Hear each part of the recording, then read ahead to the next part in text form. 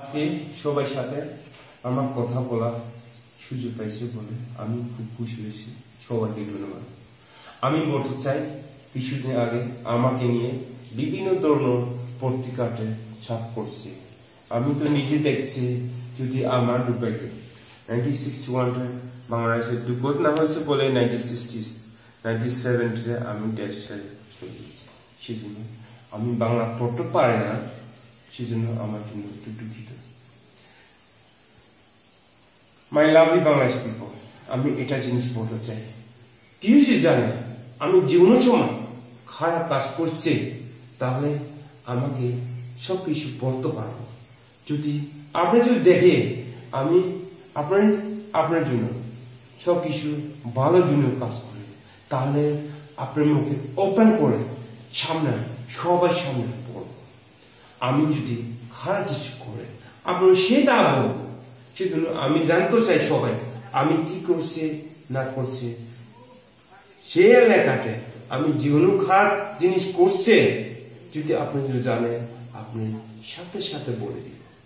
যদি আপনি যদি জানেন আমি এই এলাকাতে রোগীকে সেবা করছে, অপারেশন করছে, যে ওষুধ কিনতে পারে না এই মানুষকে আমি টাকা দিচ্ছে, ওষুধ দিচ্ছে, চিকিৎসা করছে, সেটা যদি জানেন, যদি আপনার বলবো আমাকে অনেক হেল্প করছে।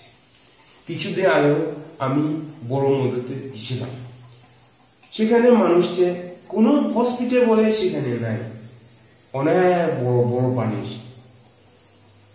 নৌকা দিয়ে যেতে পারে না, বোট দিয়ে যেতে পারে না। সে এলাকাতে মানুষকে বনা পানি পড়ে, অসুস্থ,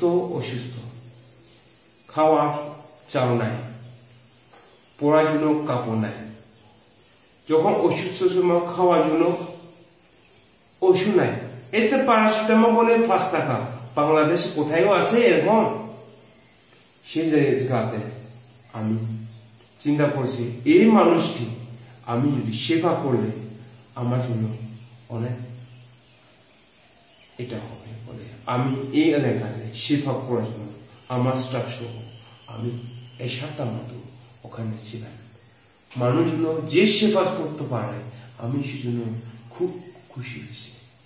জীবনতে এভাবে মানুষকে সেবা করার জন্য আমি সবসময় চেষ্টা করছি, চিন্তা করছি।